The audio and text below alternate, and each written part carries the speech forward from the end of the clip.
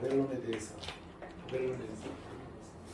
바벨론을 처음 등장한 게 그의 나라는 신할 땅 바벨과에서 여기 처음 등장합니다. 창세기 10장 10절에 바벨이 등장하거든요. 근데 거기에는 이제 니므롯이라는 사람이 이 바벨론을 건설했다고 얘기를 하는 건데 거기에 대한 자세한 이야기는 창세기 11장에 나옵니다.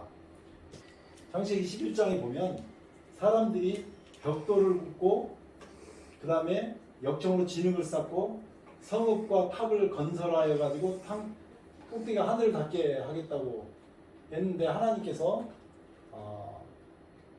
이 무리가 한 족속이 언어도 하나임으로 해서 언어를 나누시면서 거기에 흩었는데 그때 바벨이라는 이야기가 나왔거든요. 바벨이라고 하는 이 의미가 혼잡케 하셨다라고 하는 이 혼잡하다고 하는 의미가 바벨론 의미가 있거든요. 예레미야 52장에 보면 12절에 딸 열째 날에 글씨가 잘 안 보이죠? 글씨 좀 키워보겠습니다. 이게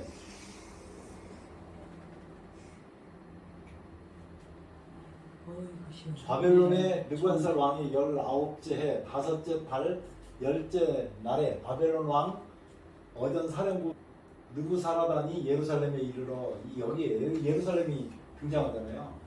여호와의 성전과 왕궁을 불사르고 여기에 하나님의 성전과 왕궁을 불사르고 예루살렘의 모든 집과 공간을 불사르고 예루살렘 사면 성벽을 헐었으며 해가지고 이 이야기는 마태복음 24장 15절에 나오는 너희가 선지자 다니엘이 말한 바 멸망에 가증한 것이 거룩한 곳에 선 것을 보거든 읽는 자는 깨달을진저 이 말씀을 연상하는 그 말씀입니다. 첫 번째 바벨론이 세워진 것은 창세기에 하나님께서 홍수로 세상을 멸망시킨 다음에 그 다음에 바벨탑이 쌓여진 거고 그때는 하나님께서 창세기 9장에 보면 하나님께서 뭐라고 말씀하시면 그 아들들에게 생육하고 번성하여 땅에 충만하라고 해서 퍼지라고 그랬거든요. 하나님께서 땅에 충만하라고 그랬는데 9장 7절에 보면 생육하고 번성하여 땅에 가득하라고 했는데 이 말씀을 정면으로 거슬려 가지고 이렇게 한 것입니다. 정면으로 거슬려서 자 말하되 성읍과 탑을 건설하여 그 탑 꼭대기를 하늘에 닿게 하고 우리 이름을 대고 지면에 흩어짐을 면하자. 이게 무슨 말이냐면 하나님께서 정하신 법도에 사람의 생각을 얹은 거죠. 제가 생각하는 그 바벨론의 정의가 뭘까? 바벨론은 하나님의 뜻이 있으면 거기에다 플러스 인간의 생각을 인간의 의지, 생각 이것을 갖다 덧붙여가지고 실천하는 것이 바벨론의 역사고요. 하나님의 도성인 예루살렘이 있었는데 그 예루살렘 성에 사단을 상징하는 느부갓네살이 군대를 보내가지고 거기를 멸망시켰던 이야기가 이 바벨론 이야기라고 보여집니다. 다니엘서 7장 보면 다니엘서 7장인데요. 다니엘서 7장 보면 거기에 사자라는 짐승이 하나 나오고요. 곰이라는 짐승이 하나 나오고 세 번째 표범이라는 짐승이 나오고요. 다니엘서 7장에 네 번째 무섭고 놀라운 짐승이 나오고요. 그 다음에 작은 뿔이 나옵니다. 이게 이제 세상 역사에서 다니엘서에 나오는 그 역사의 어떤 배경인데 이 배경에 첫째는 사자와 같은데 해가지고 사자가 나오고 곰이 나오고 표범이 나오고 무섭고 놀라운 짐승이 나오고 다른 작은 뿔이 나오는데 이것이 이렇게 5가지 세대로 이제 보여주고 있거든요.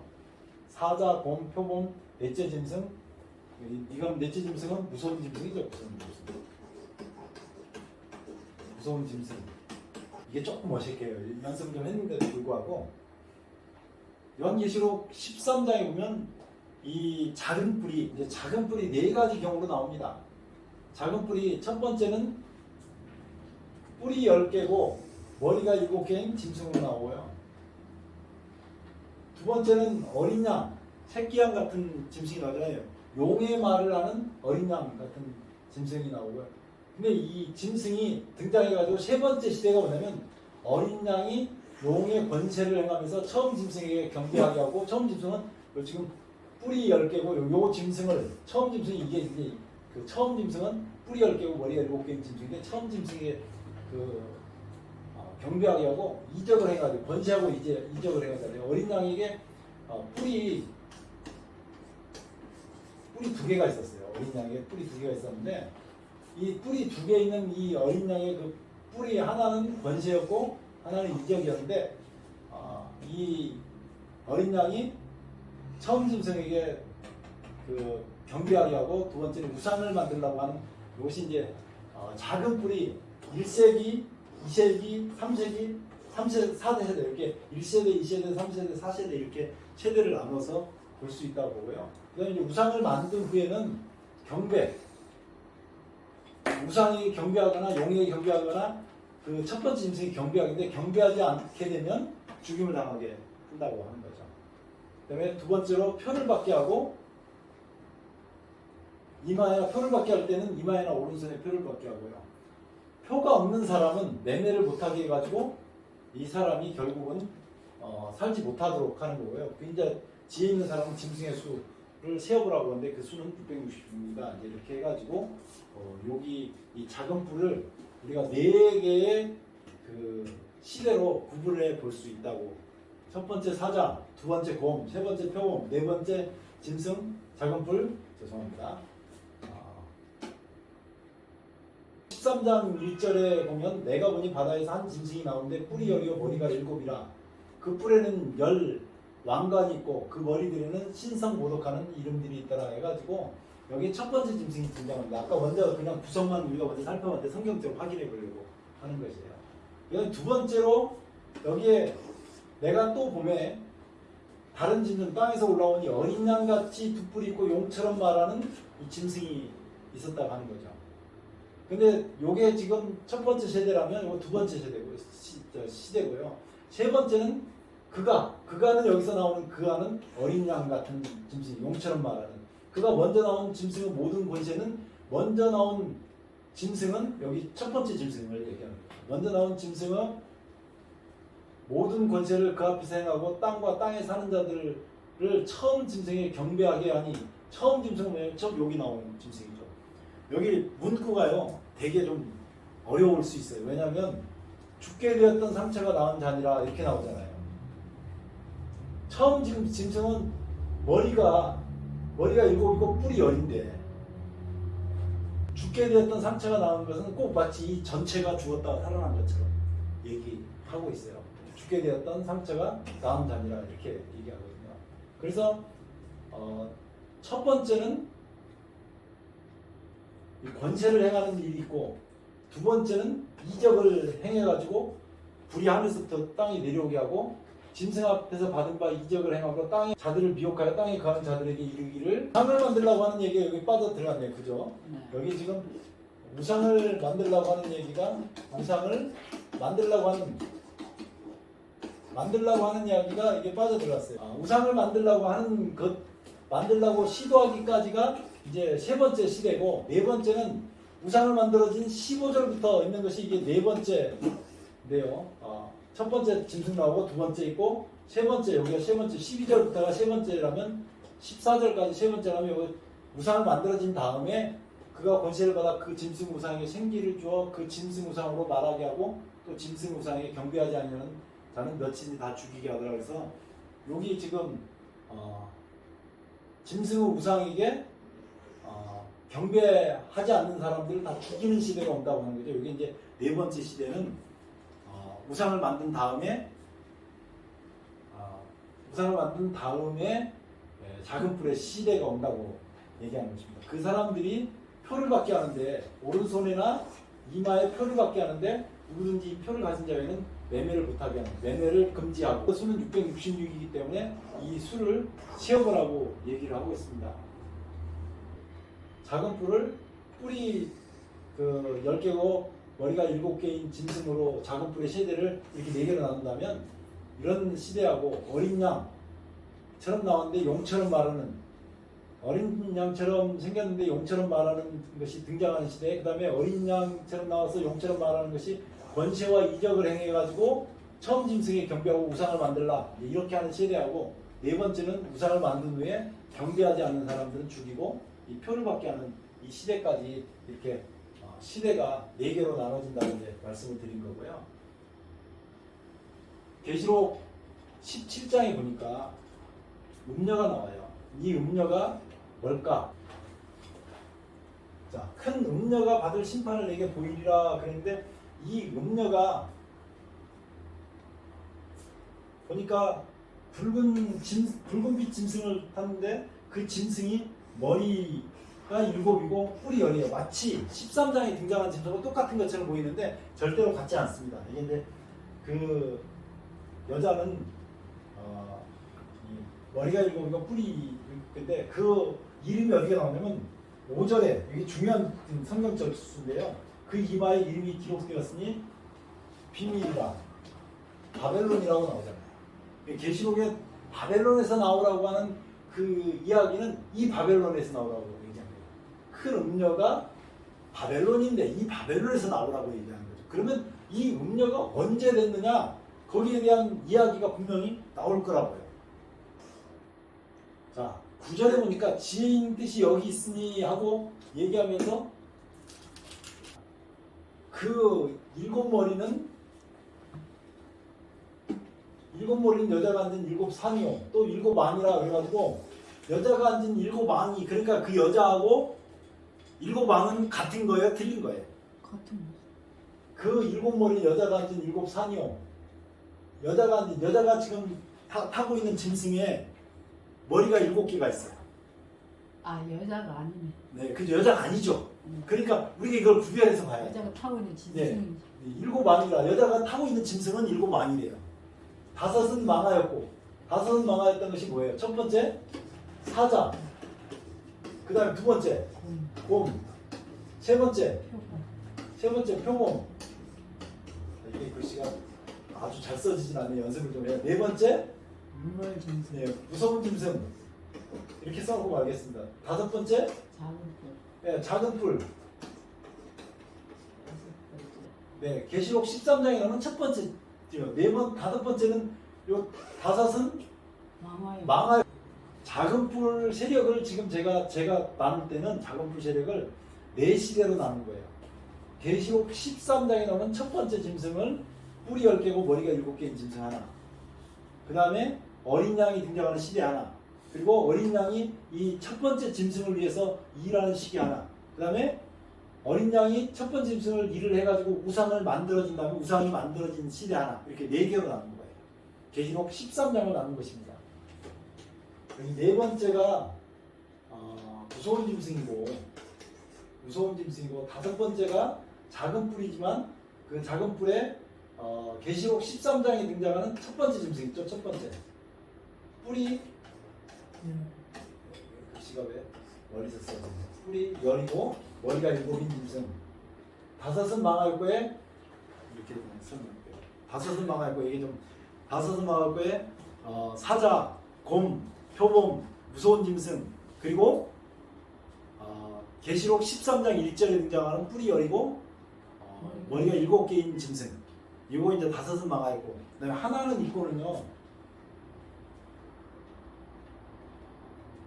하나는 있고는 지금 새끼양은 죽지 않고 살아있기 때문에 하나는 있고, 하나는 아직 이르지 아니하였으나 이르면 반드시 잠시 동안 머무르리라. 그 하나는 이 죽었던, 5번째에서 죽었던 그 짐승이 다시 살아난 시기를 하나는 있다고 하는 거예요. 계시록 17장에서 이 여자가 앉은 7머리는 여자가 앉은 7상에 7왕이라서 7왕은 다 등장을 한 거라고요. 그럼 여자는 별개로 있는 거죠. 여자는 지금 여기 있는 7왕하고는 별개로 다른 존재가 하나 있는 거잖아요. 그러면 8번째 지금 왕이 나오잖아요. 이 왕이 뭐라고 나오냐면 전에 있었다가 지금 없어진 짐승은, 그러니까 여기 중에 속했는데 5은 망하였고 그래서 하나가 죽었던 그 지금은 없어진 짐승은 8번째 왕이라고 하는 것은 8번째 왕은 그러면 8번째 왕은 뭘까? 이걸 고민을 해봐야 되거든요. 17장 18절에 보면 내가 본 그 여자는 땅에 왕들을 다스리는 큰 성이라. 이게 큰 성? 이게 바벨론 얘기하잖아요. 바벨론을 얘기하는데 그리고 나서 계시록 18장이 시작한단 말이에요. 왕을 찾아보려고 하다 보니까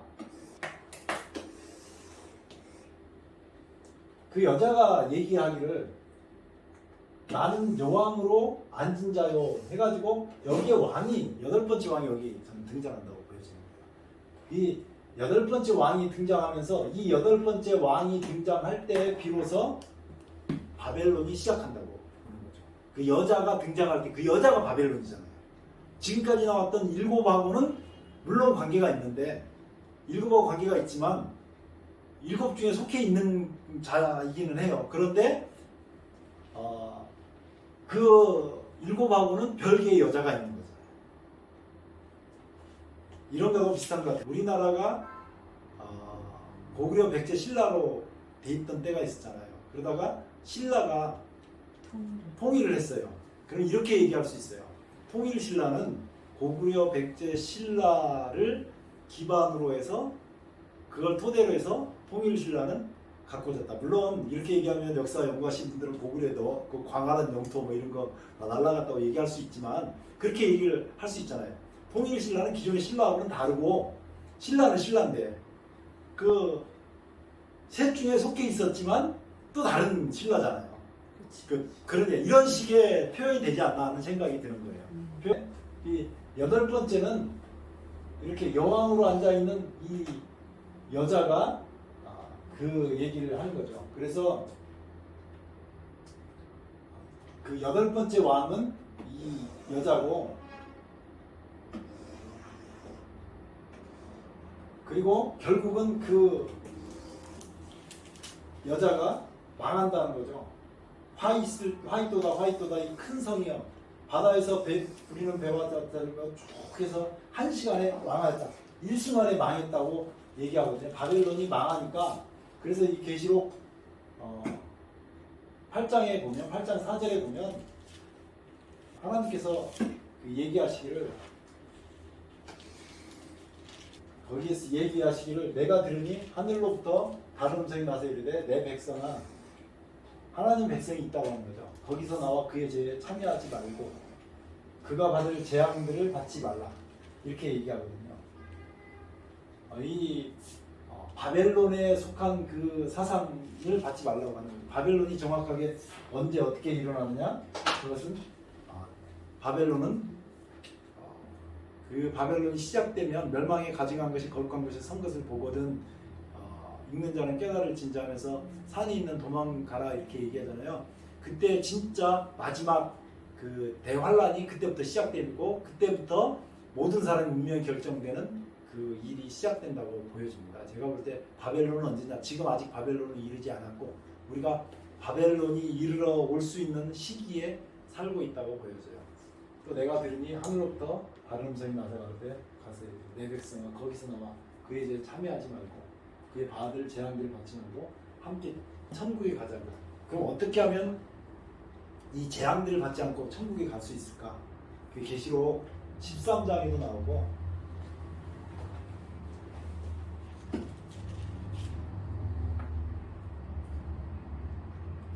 계시록 17장에도 나오는데요.